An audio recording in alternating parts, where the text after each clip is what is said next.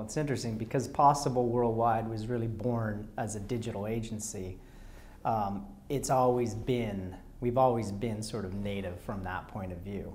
I think the thing about digital video is that it's still all about storytelling, and what started, I think, the model of a television commercial, which evolved, was let's tell a story in a 30 or a 60-second window.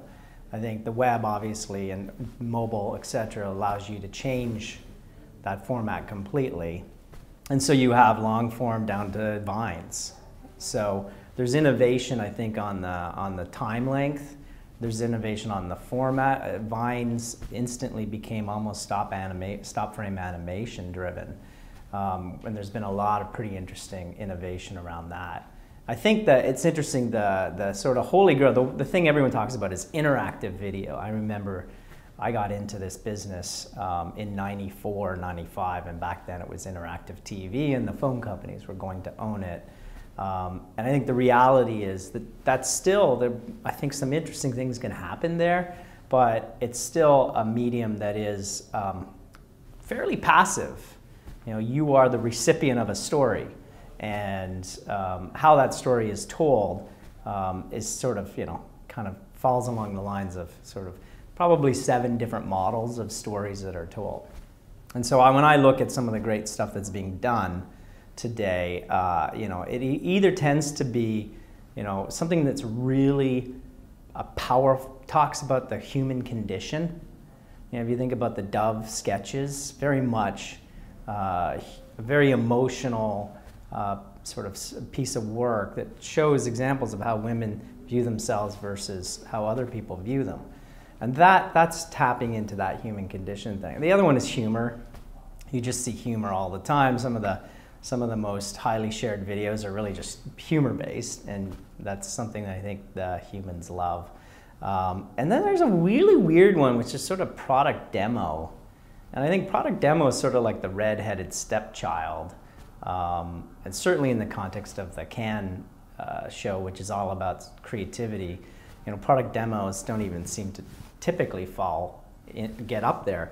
But then you look at what Forsman and Bodefords did with Volvo trucks, and you could argue that's a product demo. You've got Claude Van Damme, doing the splits across 2 18-wheelers, and it's just a really powerful way to do a product demo, and I think as a result that breaks through. So I think there's a lot of fresh work that's being done. I think the problem is when you talk about repurposing TV is that the TV model, there's always like 5% fantastic work and 95% mediocrity.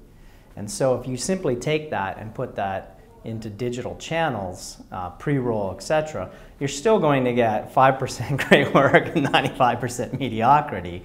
It's just being pushed through a different pipe. So I think what we certainly look at and get excited about is the kind of work that lands in that 5%, and it's really about making that connection. On the Vine thing, everyone I think is experimenting with Vine. We've done a number of Vine campaigns for different clients. And I think what's interesting is, we're all learning in this space. What's powerful is when you do something unexpected with the new channel. And with interactive, the thing about the role of video for us is it's actually often integrated into sort of an end-to-end solution. If you think about what we do, we do everything from marketing communications all the way through to building platforms. So we'll build the site for a hotel chain, for car companies that allow you to actually sort of go all the way through configurations, booking engines, etc. So the role of video for us is on the Marcom end of things, doing advertising, generating interest, engagement, awareness, all the way through that pipeline, to educational videos. We just did a big project for NetJets, and there was a lot of video created on the platform, on the site, to help you go deeper and actually understand the experience. And it's really interesting. I just moved house, and I had to buy a new dryer. for a couple of reasons. One, I didn't want to move my old washer dryer down 3 flights of stairs. And 2, I can't vent the old dryer. It was a vented dryer. I need what's called a condenser dryer. So it was like yesterday morning, I get up at like 6 a.m. before I go to work, and I'm like, okay, what kind of dryer am I going to buy? How do I figure this out? I find a site online that has product demos and reviews. And I actually watched 2 or 3 of these videos, and I picked a dryer. I bought it online at John Lewis. It's being delivered in 2 days. Completely seamless transaction. That experience was, you know, search to site, view the video, read 2 reviews, add to cart, and put in my credit card number. That is, and you know, we're going to go to Cannes, and that's the kind of stuff that we don't really talk a lot about. But so, is digital video advertising, could it become more direct response in a sense? I think it's already all of those. In my mind, the digital channel as a concept is just a mirror image of all the analog channels. So it's everything from awareness building like TV and outdoor and radio, through to education, you know, pamphlets, brochures, to store experiences, to salesperson experience, all the way through to the transaction, and then customer loyalty. I mean, when the web first took off in 96 to 99, 2001, the real adopters of paid media, paid display media, were direct response companies, because they were the ones that you could click on a banner, go through to a site, make a transaction, and measure and figure out whether it was a good payback or not. As video, I think, broadband it started to increase speed-wise, video started to appear as a platform. The brand advertisers that are disintermediated, you know, that sell through a grocery store or whatever, those guys have started to come online and start to spend more and more. And I think what you're alluding to is the problem that they're very comfortable. They've grown up for 30 years understanding how to think about TV and TV advertising, and let's just apply that to the web. And that's, I think, a good start, but there's so much more to do with it and to think about it in terms of that whole customer experience.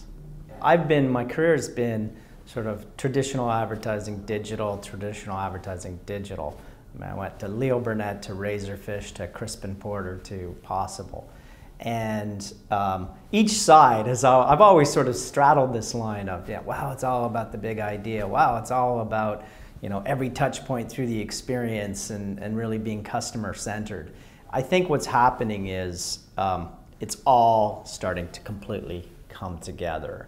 And you're going to see, like, the digital agencies, I think, will have a renaissance, a next generation renaissance, where they will start to have equal place at the table in the boardroom of our clients.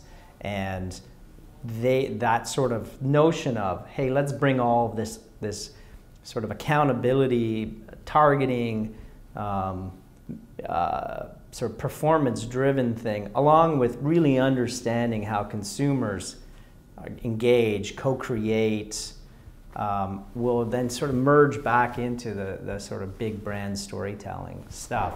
So, but it'll be interesting. I think I was thinking this morning about this. I was like, okay, Dumb Ways to Die last year.